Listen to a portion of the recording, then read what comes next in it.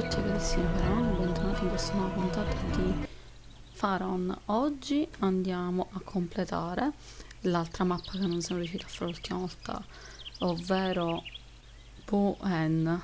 Vediamo come va a finire, ascoltiamo il narratore che ci inoltrerà nel racconto di questa mappa.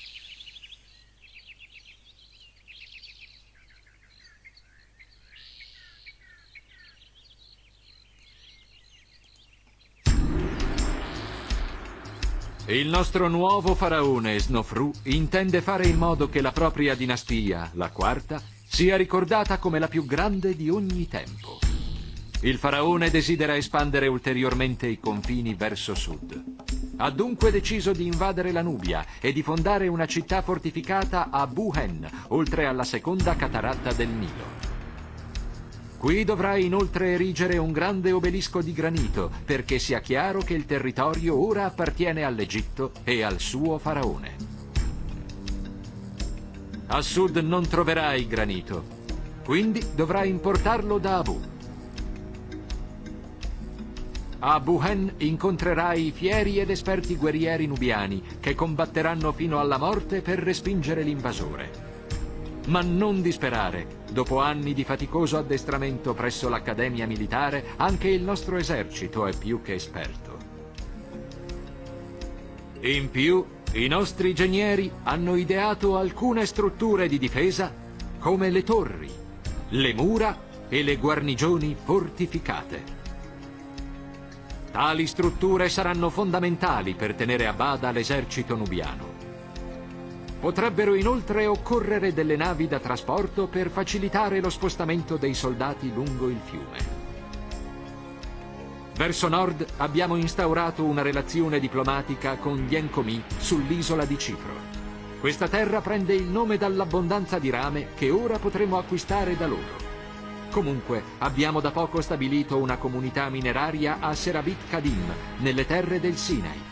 E dunque siamo in grado di rifornire il regno di rame a un prezzo molto più basso. Le forniture da Serabit Kadim sono spesso irregolari a causa delle continue incursioni di beduini e canaaniti e non siamo certi che le forze egizie possano resistere ancora per molto. La tomba del faraone, un monumento unico, è in fase di costruzione ad Ashur. Di quando in quando il faraone potrebbe chiederti di contribuire fornendo pietra calcarea per completare il suo progetto.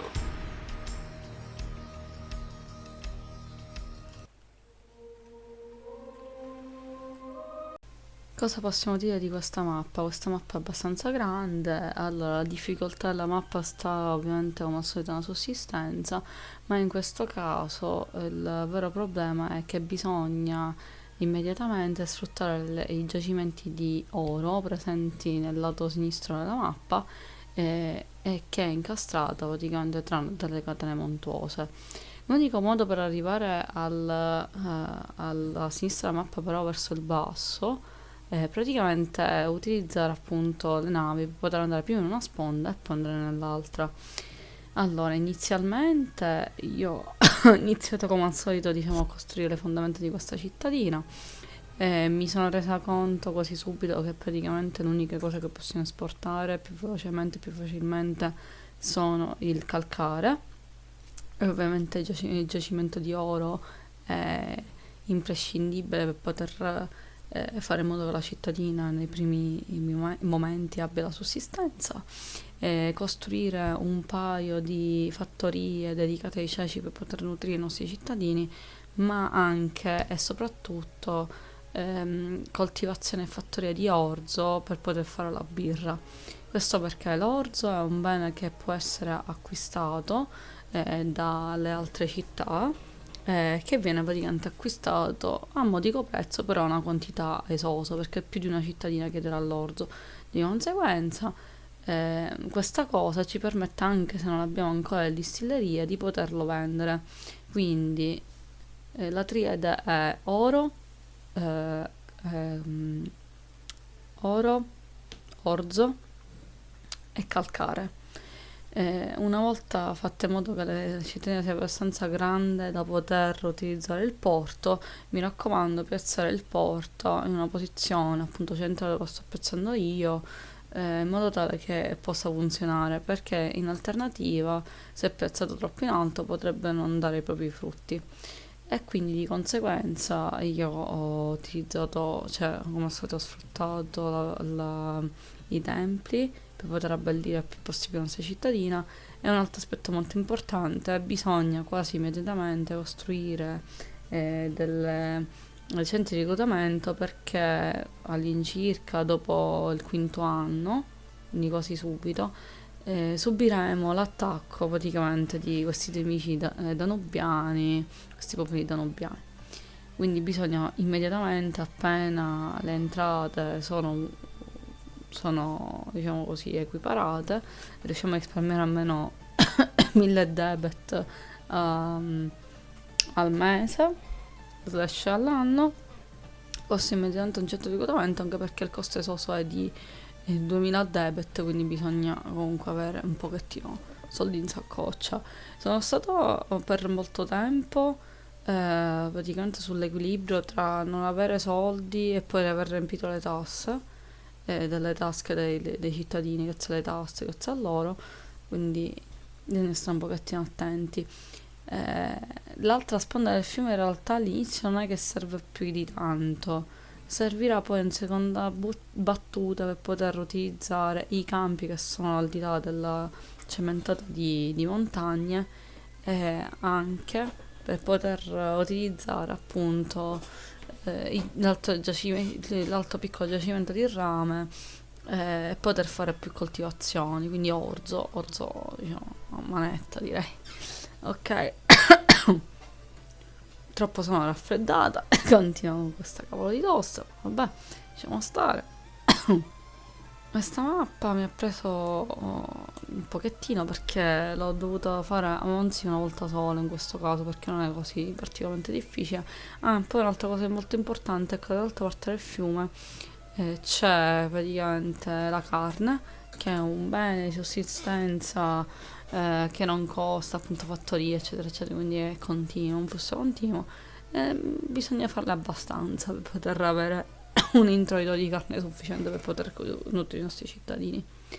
Con la carne ci permette di far evolvere le nostre casette, le nostre case dei cittadini, praticamente al secondo livello.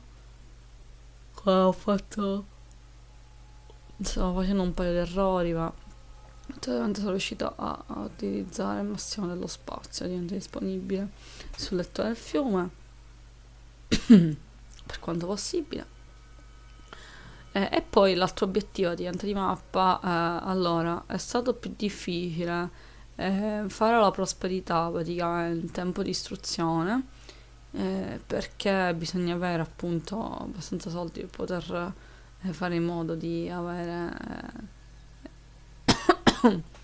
per poter fare in modo di poter costruire appunto scuola eccetera eccetera, quindi bisogna avere comunque un discreto capitale rispetto al problema della meraviglia. La meraviglia in questione in questa mappa è un obelisco di ossidiana nera, poi ovviamente intarsiato di scritte geroglifici dorate. Però la meraviglia non ci chiederà poi un costo dopo la sua costruzione, quindi è abbastanza facile. L'unica difficoltà che praticamente qual è? È che per poterla costruire devi avere già in magazzino dentro i nostri mercati, ok? Centro del commercio. Che cosa? Bisogna avere il granito nero. Il granito è abbastanza cospicuo, e quindi ha un costo abbastanza esoso. E praticamente noi dobbiamo acquistarne 100 pezzi, quindi dobbiamo avere la capienza per poterlo accettare, e poi dobbiamo costruire un sacco di scalpellini che ci permetteranno di poter raffinare la pietra, quindi questi 100 mattoni, raffinarli e utilizzarli per il nostro monumento, meraviglia, insomma come lo volete chiamare.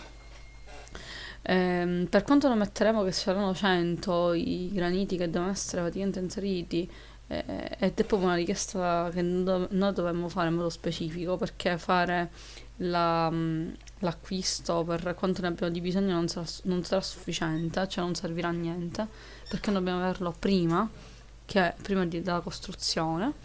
Praticamente bisogna avere un sacco di scalpelisti, quindi bisogna avere ovviamente anche la quantità di lavoratori adeguata per poter fare questa situazione.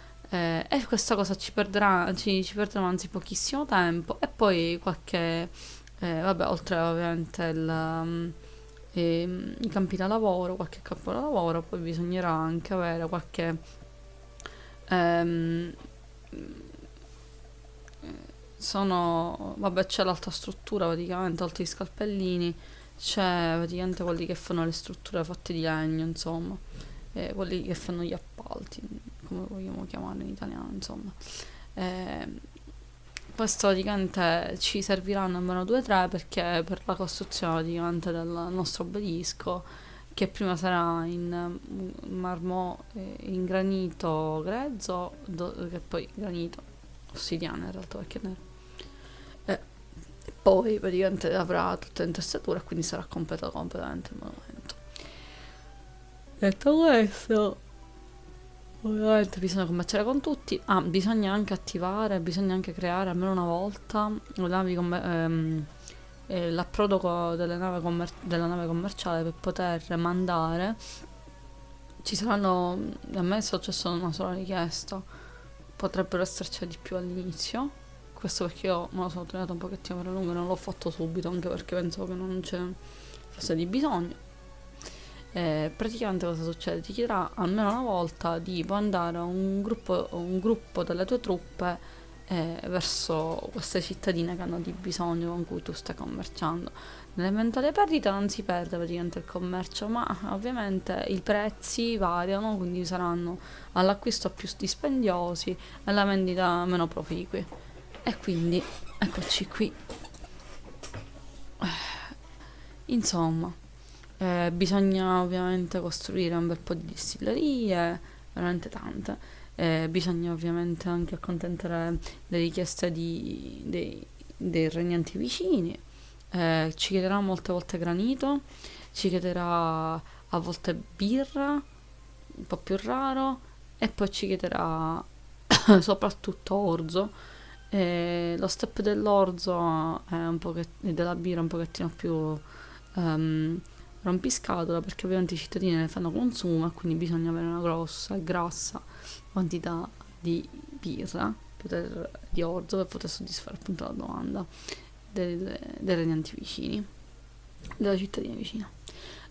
Io ho fatto soltanto un errore praticamente. A un certo punto, siccome è andato tutto bene, una delle cittadine praticamente mi aveva regalato del granito nero, quindi questi cubi neri, ma io l'avevo rifiutato, erano soltanto 6 blocchi. Effettivamente non è che è stata chissà quale perdita, però dico, se vi capita accettate tutto quello che ovviamente vi danno i regnanti, perché è sempre qualcosa di positivo. Anzi, il calcare venne venduto abbastanza di frequente, da un po' di introito, ma non è sufficiente. Bisogna avere per forza almeno altri 2 o 3 introiti per poter mantenere la cittadina e avere il PIL. Vabbè, a livello economico, avere praticamente andare in positivo invece che in negativo, quindi in perdita.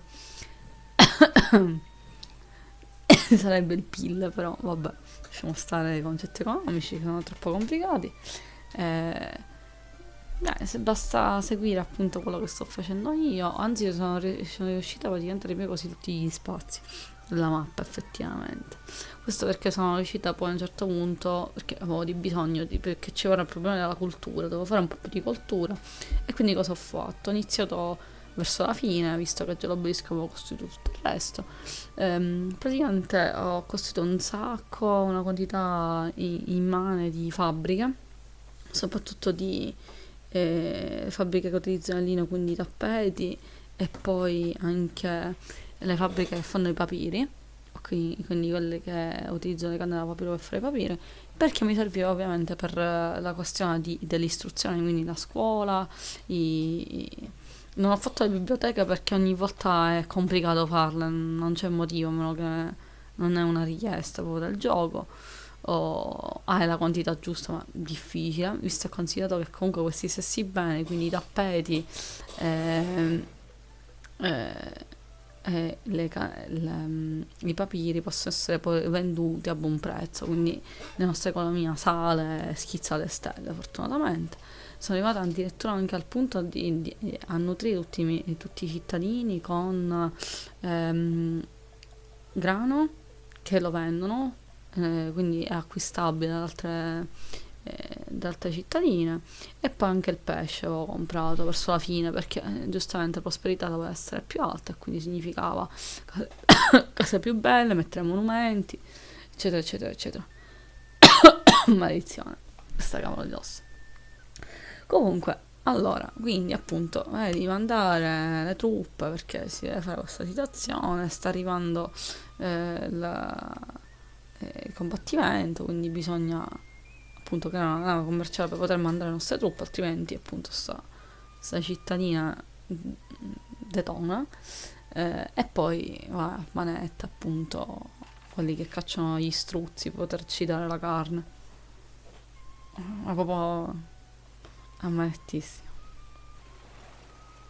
Comunque, allora, ora andiamo al momento praticamente off topic, che basta guardare il video e chi vuole utilizzare questo video per poter completare la propria campagna al meglio, a posto. Ovviamente poi sotto bisogna utilizzare le pompe dell'acqua, tra parentesi, quindi bisogna avere, però si può sfruttare tutti i buchi, tutti i luoghi, ok? Ma non bisogna riempirsi assolutamente di calcare. Gravissimo errore, perché anche se fosse, viene venduto soltanto un centro economico, praticamente, un centro mercantile qui è pieno e basta, e spesso e volentieri rimane, quindi non conviene fare continuamente calcare, proprio no. Ehm, allora, andiamo al momento off topic. Praticamente io dicevo questa cosa, siccome siamo qua in questa cittadina e io la volevo cercare un pochettino effettivamente su internet, questa città che abbiamo appena completato, questa campagna,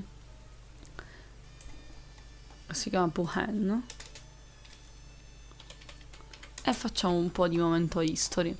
Ok, vediamo, leggiamo un pochettino insieme, lettura veloce su Wikipedia, così abbiamo un'idea di quello che stiamo facendo.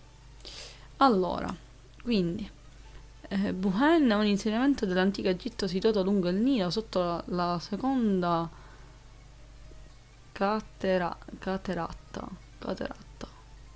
Il sito è conosciuto per i resti della grande fortezza che in epoca egizia faceva parte di un unito sistema difensivo e di sorveglianza.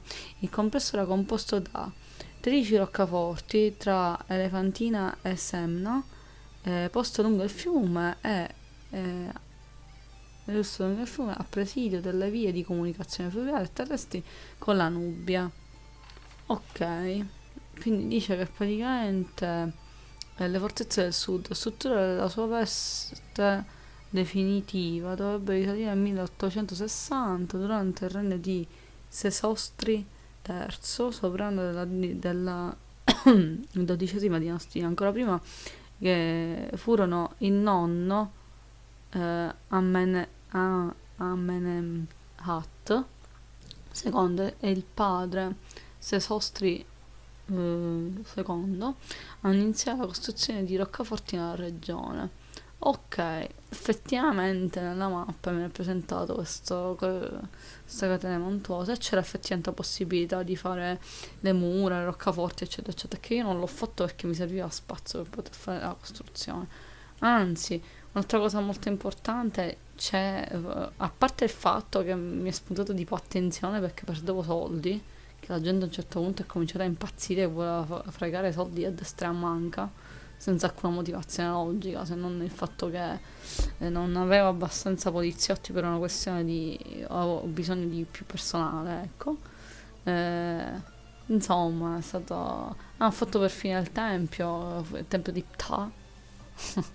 che ovviamente ho sfruttato per poter migliorare la condizione qua delle casette qui limitrofe. Ehm, ok. Io volevo vedere veramente se c'è effettivamente un obelisco in questo luogo, perché siccome non mi ho fatto l'obelisco. Ok, vediamo se esiste l'obelisco di Wuhan. Obelisco, cosa mi spunterà? Allora, dove include obelisco? Non sembra che... Ah no, forse c'è. Sì, sì, sì, sì, sì, c'è qualcosina, anche se il sito non è che proprio mi convince molto molto. È un articoletto su un sito... cos'è? Ah no, che mostro una foto, ok. Ci sono molte foto, va bene. Un antico obelisco egiziano fatto di fango del Nilo nelle rovine di un tempio vicino a Wuhan. Ok. Quindi forse effettivamente qualche obelisco a Wuhan c'erano. Ma non... infatti. Perfetto, va bene. Ma l'obelisco esattamente. Cosa serviva agli antichi egizi? Antico Egitto. Momento history. Allora, l'obelisco. Qual era la loro utilità? Perché si faceva? Allora, secondo Wikipedia, sempre, perché facciamo proprio assunto ed estrassunto, perché io non ho ovviamente libri sull'antico Egitto, se no facciamo notte. Allora, gli obelischi egizi. Gli obelischi erano parte importante dell'architettura degli antichi egizi, che li disponevano a coppie all'ingresso dei templi. Mm. Si è a conoscenza di 27 antichi obelischi egizi sopravvissuti ed eretti. In una cava nei pressi di Aushan è presente un grande obelisco incompiuto, lungo circa 42 metri e disteso su di un fianco, la cui estrazione non è stata completata a causa di fenditure comparse nella roccia. Ok. Gli esemplari dell'antico regno erano fatti in mattoni come quello di Seti Btawa ed Abu, mentre quelli del nuovo regno erano monoliti in granito, appunto, granito nero, questo di qua diciamo c'è su Faron, il più antico obelisco di cui si ha notizia fu eretto a Eliopoli durante il regno di Teti, che si parla del 2300 avanti Cristo, 2345-2333, insomma. È rimasta la parte superiore di un obelisco in quarzite, la cui altezza originale era di circa 3 metri. La cuspide identificava il Ben Ben ed è anche quasi sempre ricoperta di lamine d'oro, elettro o rame dorato, affinché brillasse fulgida, illuminata dai raggi solari. L'obelisco simboleggiava il dio del sole Ra e durante la breve riforma religiosa di Akhenaton si diceva fosse un raggio di sole pietrificato della Ten, il disco solare. Si presentava inoltre si pensava inoltre che il dio esistesse all'interno della sua struttura, quindi all'interno dell'obelisco. I romani erano infatuati degli obelischi, al punto che oggi gli obelischi che si trovano a Roma sono più numerosi di quelli rimasti in Egitto. I romani inoltre scolpirono i loro obelischi in stile egiziano e se ne conoscono 5 situati a Roma. Non tutti gli obelischi egiziani durante l'impero romano vennero collocati a Roma.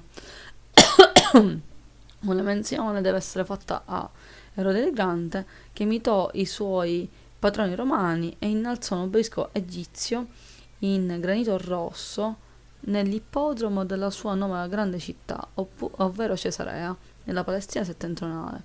Questo obelisco venne scoperto dagli archeologi e rieretto nel suo luogo d'origine.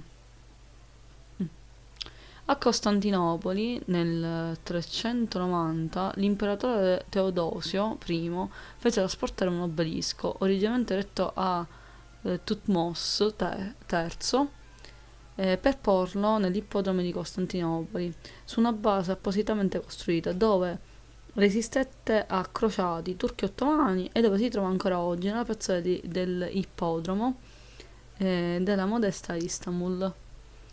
Diversi altri dei originali obelischi egizi sono stati trasportati e rieretti in tutto il mondo.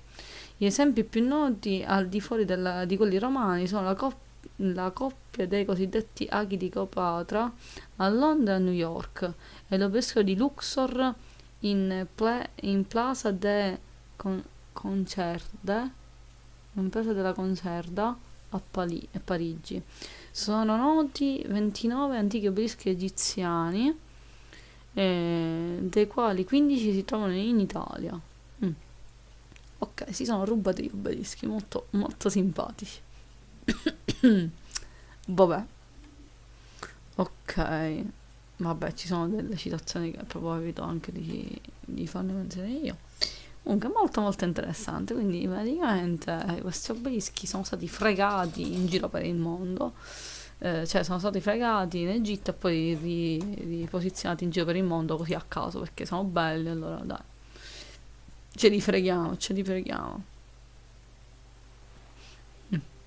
Questo è interessante. La tecnica di costruzione degli obelischi nell'antico Egitto. La tecnica di costruzione degli obelischi in antico Egitto è un argomento archeologico ben compreso ai giorni nostri. Gli obelischi egizi sono sottili pilastri di pietra a sezione quadrata, usati per motivi ornamentali nel tempio, con connotazione religiosa o sociopolitica. Sono generalmente fatti di granito proveniente dalle famose cave poste vicino alle rive del Nilo, soprattutto nella regione di Aswan.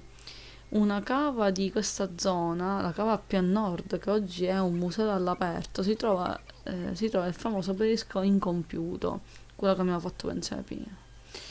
Questa roccia è inferiore, è ancora attaccata al sole. Questa si ruppe, furono effettuati senza successo tentativi per ricavarne obelischi più piccoli, ma non andrà a buon fine. Si tratta di un semplice scavo, sono stati lasciati segni che hanno permesso di capire le tecniche e la precisione estrattiva utilizzata. Quindi grazie a questa cosa, grazie al fatto che questo obelisco incompiuto è stato abbandonato lì fortunatamente, quindi abbiamo capito come cavolo si faceva. Quindi cosa facevano? Lo scavo è effettuato nel granito direttamente sulla superficie della pietra al suolo, tagliando in 4 lati. Si sa che gli strumenti utilizzati per scavare in granito erano delle piccole pere di diorite, quindi sempre pietra nera. Gli obelischi fatti di roccia più morbida e non di granito, come l'arenaria, erano scavati con scalpellini di legno. Una volta tagliati i lati, la pietra veniva scavata dal suolo, venivano fatte una serie di perforazioni con gli annesi di diorite. Questi buchi venivano riempiti di legno, poi saturato d'acqua, e così spaccava praticamente. Che cosa intelligente. I primi piccoli pezzi di legno, espandendosi verso l'umidità, rompono la roccia presente tra i vari buchi, separando quindi l'obelisco dal suolo. Ma insomma erano grossi, ma come li trasportavano? Domanda saggia e spontanea. Diamo una spiegazione. Allora, gli obelischi venivano creati nelle cave poste lungo le rive del Nilo, e questa qua l'abbiamo sotto, così che queste pesanti strutture potessero essere facilmente caricate e trasportate su barche speciali, navigando il fiume verso la destinazione finale. Anche per questo, quindi. Incredibile. L'erezione degli obelischi. Allora, gli obelischi più grandi, come quelli eretti da Tutmosen, non so, terzo, venivano solitamente sollevati da squadre di lavoratori, probabilmente operai o agricoltori in pensione. Queste strutture venivano innalzate con spesse corde legate alle estremità dell'obelisco, quindi si tirava da un lato, ovviamente, finché non saliva su. Incredibile. La donna non ci cadeva, ma a quanto pare forse no. Ok, molto molto molto interessante. Un altro viaggio all'antico Egitto con la scusa di giocare al gioco di Pharaon. Ok, mm, molto molto carino, veramente. Allora, poi detto questo, mm, ok,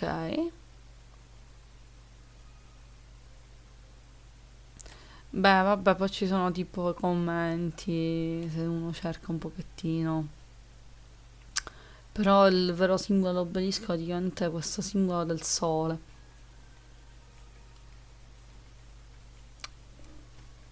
Ok, comunque tornando al gioco siamo praticamente a metà del percorso. Anzi, una piccola menzione. Il gioco stavolta rispetto alle solite 3-4 ore, stavolta tipo è stato 2 orette così, ma senza diciamo pesar niente, anche perché come al solito sono andata lentamente perché per evitare che si prendesse il controllo e la via. Ecco.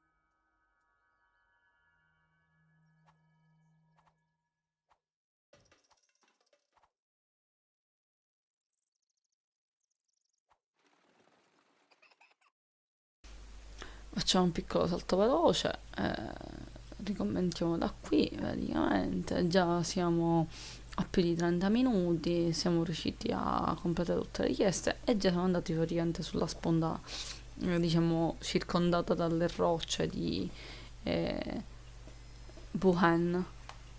Eh, Ora tra qualche minuto dovremmo riuscire già a aver fatto lo scheletro diventa il nostro obelisco. Il tempio è bellissimo, sono riuscita anche a mettere ovviamente l'oracolo e tutti gli ornamenti che sono due e sono abbastanza dispendiosi. Eh, Bisogna ovviamente mettere anche delle scuole di recitazione, di ballerine, eccetera, eccetera, perché altrimenti le piazzette, queste qua piccoline con gli spettacoli non funzionano. Ad esempio, utilizzare il tasto F è fondamentale in modo tale da poter vedere praticamente strutture, vedere anche quello che c'è dietro. E bisogna stare attenti a funzione attivare, disattivare la funzione deposito meno, perché nel momento di richiesta bisogna, ovviamente, eh, disattivare, bisogna disattivare la vendita delle risorse, e quindi significa rimane nel deposito. Qua ho fatto diverse prove per vedere se riuscivo già a fare l'obelisco, ma niente, perché non ci sono c'è il granito dentro i mercati e finché non ci sono i scalpellini che fanno praticamente qua il granito, quindi già lo lavorano, niente, non so da fare, l'obelisco non viene piazzato, ecco, sì. Meno male che Abu ci aiuta dandoci tutto il granito possibile, grazie a Abu.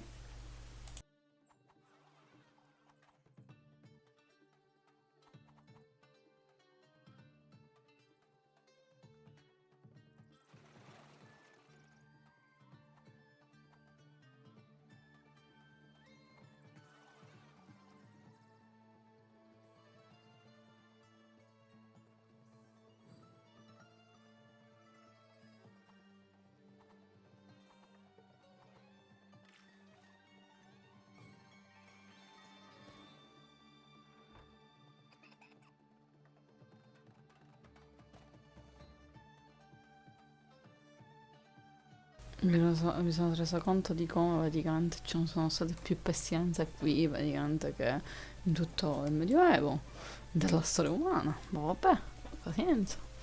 Ora cominciamo a fare fabbriche come dei pazzi, quindi fabbrichiamo e facciamo evolvere questa benedetta economia.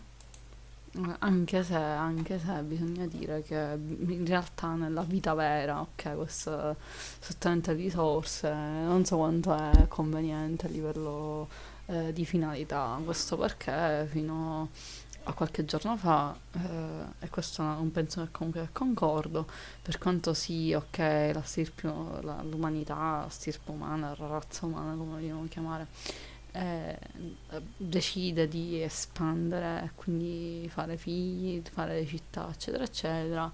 C'è anche da dire che non so quanto poi il mondo esterno appunto abbia la possibilità di poter sostenere questi ritmi, anche ad esempio il fatto delle cave, eccetera, eccetera. Sì, va bene, tutto a posto, tutto ok, ce la fai nel mondo reale, ma poi a un certo punto, essendo cave, essendo che hanno un inizio e una fine, ecco, diciamo che potrebbe essere un problema a lungo termine, ecco. Comunque, ho riflettuto un pochettino, facendo sempre un po' di off topic, sul fatto di che prossimo gioco portare. Sicuramente dopo che completeremo tutto il ciclo di Pharaon, diventeremo dei veri e propri faraone egizio, eccetera, eccetera. Che poi ci sono tante curiosità sull'Egitto, che poi man mano appunto ne parleremo. È sempre bello comunque andare a cercare, visto e considerato che al di là della mappa del gioco possiamo fare un pochettino di history, ok, ma history basic perché io non sono uno storico, non mi arrogo il fatto di essere uno storico e per quanto a me piace la storia egizia non ho le competenze per poter fare chissà quale divulgazione scientifica, storologica del genere. quindi mi limito soltanto a leggere le fonti a cui tutti potrebbero accedere, eh, anche solo per curiosità. Ok. Fino all'ultima volta infatti parlavo proprio di questo, ovvero che basta un click, prima dovevi trovare un libro, dovevi averlo, c'era da essere qualcuno che aveva scritto questo libro, che era arrivato fino a qua, che l'aveva tradotto magari, e che non aveva compiuto cavolate. Invece oggi, come oggi, abbiamo la possibilità veramente di andare a cercare milioni, miliardi di articoli, valutare e capire, a volte quando sono delle cavolate, a volte quando sono invece degli articoli seri, fatto con coscienza, con gente che veramente ci ha perso il suo tempo per capire e per raccontare un determinato tipo di argomento, che può essere dalla storia alla scienza, alla chimica, alla fisica, anche la letteratura stessa.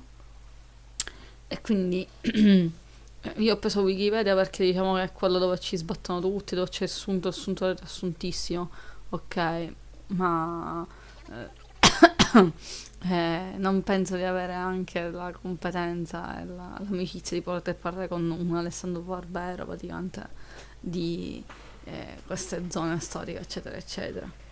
Però è sempre bello, è piacevole perché ti rendi conto che la storia in realtà ci aiuta, è una componente molto importante su tutte gli aspetti dell'esistenza umana, perché è una cosa che è già successa, quindi essendo un'esperienza, beh, perché non farne tesoro, perché non ricordarsela, perché non evitare quello che magari è già successo, ecco, no? E poi parlavo pure un pochettino della storia in generale. Io per esempio a me piace tantissimo la storia, quindi perché non parlarne? Ok.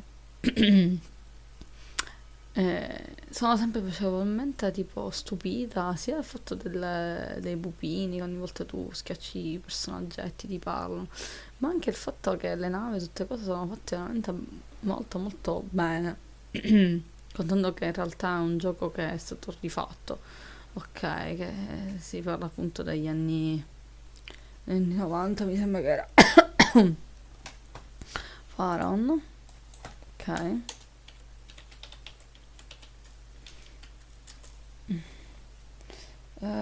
Sì, dagli anni 90, al 99, quindi mi ricordo bene che circa quando sono nata io, quindi questo gioco ha quasi 30 anni, vogliamo mettere,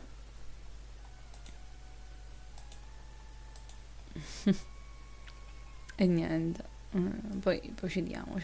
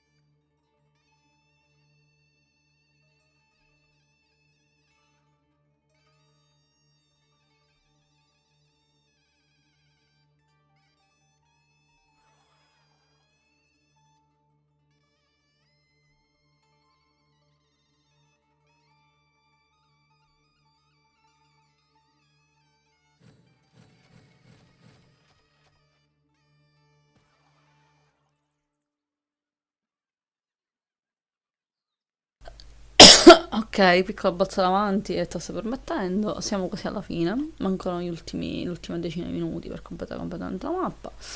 Ovviamente per chi è interessato soltanto all'aspetto del gameplay per poter riprodurre questa mappa, basta praticamente ridurre nella rotellina del video di YouTube la velocità, perché io in questo momento ovviamente l'ho messo per 2 perché altrimenti sarebbe troppo noioso e troppo lungo il video. Però per chi interessa soltanto il gameplay, magari vuole vedere qualche passaggio più dettagliato, eccetera, eccetera, riduca la velocità praticamente a zero e lo vedrà praticamente in alta velocità normale come ho giocato io. Eh, quindi andiamo avanti. Ok. Ora infatti io sto facendo l'ultima fabbrica, lo dicevo quello del papiro, eccetera, eccetera. Perché ormai manca soltanto questo come obiettivo, è piazzare innumerevoli, infinite stazioni delle tasse, praticamente.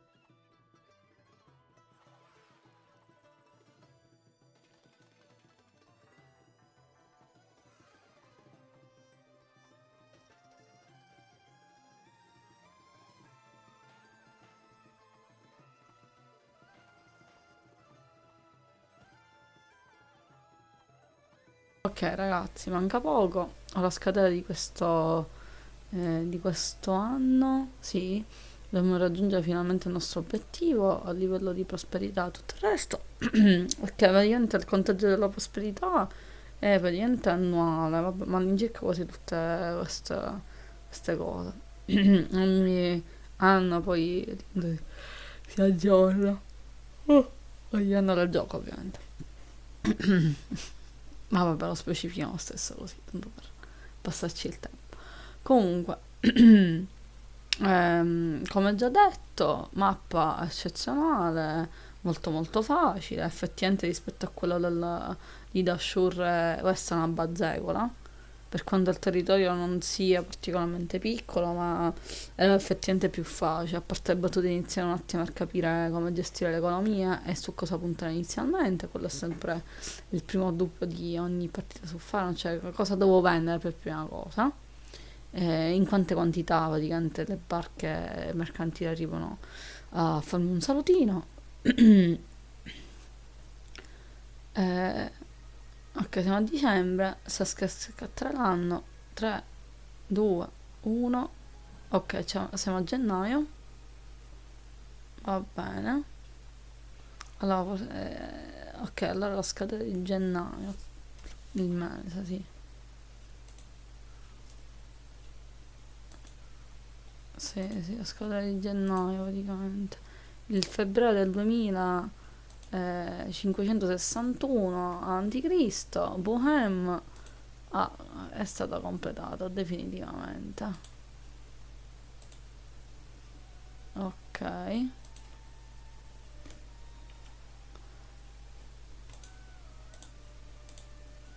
E niente ragazzi, siamo arrivati alla fine, è stato come al solito piacevole poter giocare su Faron, è un gioco che mi piace tantissimo, lo completeremo fino praticamente all'ultima campagna e finalmente abbiamo completato anche questa.